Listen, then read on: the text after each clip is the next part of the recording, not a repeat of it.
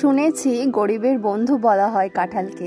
কাঁঠাল খেলে মাংসের স্বাদকে ভুলে থাকা যায়। যেহেতু আমার বাড়িতেই কাঁঠাল গাছ আছে, তাই ভাবলাম কাঁঠাল রান্না করলে কেমন হয়। দেখা যাক কাঁঠালের তরকারি খেয়ে মাংসকে ভুলে থাকতে পারি কিনা। যদিও এর আগে আমি বেশ কয়েকবার কাঁঠাল বানিয়েছি, কিন্তু আজকে আমি একটু অন্যরকম ভাবে বানাবো।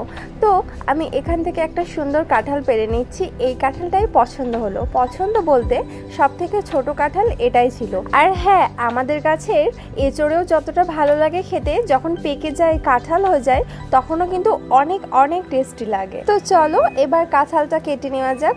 আমি প্রথমে হাতে একটু সরিষার তেল লাগিয়ে নিচ্ছি, তাহলে কি হবে, হাতে আঠাটা লাগবে না। এবং বটিতেও খানিকটা সরিষার তেল লাগিয়ে নিয়েছিলাম, যাতে বটিতে আঠা না লাগে। তো আমি প্রথমে এঁচড়টাকে ভালো করে মাঝখান দিয়ে দুটো টুকরো করে নিচ্ছি।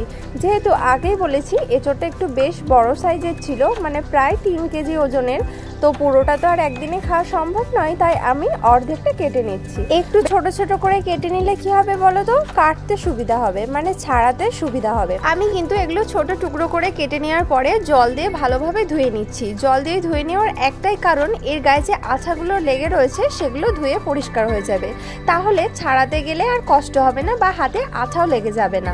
এবার তো কাঁঠালটাকে ছোট ছোট টুকরো করে কেটে নেওয়ার পালা। তো আমি যেমন রান্না করব ঠিক তেমনভাবেই টুকরো করে কেটে নিচ্ছি। তো তার আগে আমি হাতে খানিকটা সরিষার তেল আবারও লাগিয়ে নিলাম, যাতে একটু হাতে আঠা না লাগে। তো প্রথমেই আমি এঁচড়ের খোসাটা এভাবে ছাড়িয়ে নেব, মানে যে সবুজ অংশটা আছে ওইটাকে বাদ দিয়ে দেব।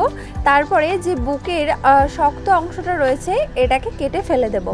এখন যদিও কাঁঠালটার বয়স হয়ে গেছে, তার জন্য এগুলো ফেলে দিতে হচ্ছে। যখন কচি অবস্থায় থাকে, মানে অল্প বয়স থাকে কাঁঠালের, তখন শুধুমাত্র ওপরের খোসাটা ছাড়ালেই হয়, আর কিচ্ছু ফেলার প্রয়োজন নেই। একটা কথা কিন্তু দেখবে, সবজি কাটার উপরেও কিন্তু রান্নার টেস্টটা আসে। তো যেমনভাবে কাটবে ঠিক তেমনভাবেই টেস্ট আসবে। ছোট ছোট করে কাটলে একটা অন্যরকম টেস্ট আসবে, বড় বড় কাটলে একটা অন্যরকম টেস্ট আসবে। যাই হোক, আমার কিন্তু কাঁঠাল কাটা কমপ্লিট হয়ে গেছে। এবার এটাকে সুন্দরভাবে আমি জল দিয়ে আবারও ধুয়ে নেব। আর এর মধ্যে আমি কয়েকটা আলুও টুকরো টুকরো করে কেটে দিয়েছি। আজকে আমি মাংসের মতো করে এঁচড় বানাচ্ছি, তবুও কিন্তু এর মধ্যে কোনো রকম পেঁয়াজ রসুন ছাড়াই। এটা সম্পূর্ণ নিরামিষভাবে রান্না হচ্ছে, শুধুমাত্র গরম মশলা দিয়ে। এই কাঁঠাল রান্নার রেসিপিটা আমি নেক্সট ভিডিওতে দেব। তবুও একবার বলে দিই, আমি প্রথমে কাঁঠালটাকে সুন্দরভাবে সিদ্ধ করে নিয়েছি, মানে 60% মতো সিদ্ধ করে নিয়েছি। তারপরে কড়াইয়ে সর্ষের তেল দিয়ে আলুটা ভেজে নিয়েছি এবং সিদ্ধ করা কাঁঠালগুলোও ভেজে নিয়েছি।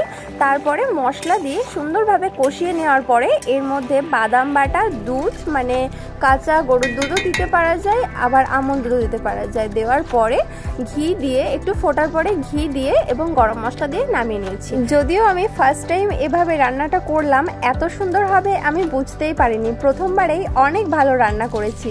কালারটা দেখো কত সুন্দর এসেছে। আমি এখানে কোনো রকম কালার ইউজ করিনি। আর পেঁয়াজ রসুন ছাড়া যে এত সুন্দর রান্না হয়, এটা কিন্তু মাংস নয়, তবুও মাংস দেখতে কিন্তু পুরো মাংসের মতো লাগছে। তো চলো নিরামিষ মাংস দিয়ে ভাত খেয়ে নেওয়া যাক।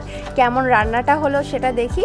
দেখো কত সুন্দর সিদ্ধ হয়েছে এঁচড়টা, আলুটাও কিন্তু বেশ ভালোভাবে সিদ্ধ হয়েছে, খেতেও কিন্তু অসম্ভব সুন্দর হয়েছে। হয়তো তোমরা বলবে নিজে রান্না করে নিজের প্রশংসা করছো, কিন্তু না, আসলেই অনেক সুন্দর হয়েছে। তোমরাও একবার ট্রাই করে দেখতে পারো। আর এখানে রয়েছে দই চিংড়ি। ভেবেছিলাম এঁচড় চিংড়ি করব, তাই চিংড়ি মাছ আনা হয়েছিল, কিন্তু নিরামিষ এঁচড় করলাম বলে আর চিংড়ি মাছটা দেওয়া হয়নি। তো আমি এখানে আলাদাভাবে টমেটো এবং দই দিয়ে দই চিংড়ি বানিয়ে নিয়েছি।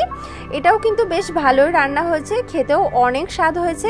আজকের ব্লগটি এখানেই সমাপ্ত করলাম। ফিরে আসছি নতুন একটি ব্লগের সঙ্গে। ততক্ষণে তোমরা অনেক ভালো থাকো এবং সুস্থ থাকো। আর আমার আজকের ভিডিওটি ভালো লাগলে অবশ্যই লাইক, কমেন্ট, শেয়ার এবং আমার চ্যানেলটিকে সাবস্ক্রাইব করে আমার পাশে থেকো। আর ফেসবুক থেকে দেখলে অবশ্যই আমার ফেসবুক পেজটিকে ফলো করে দিও। ধন্যবাদ।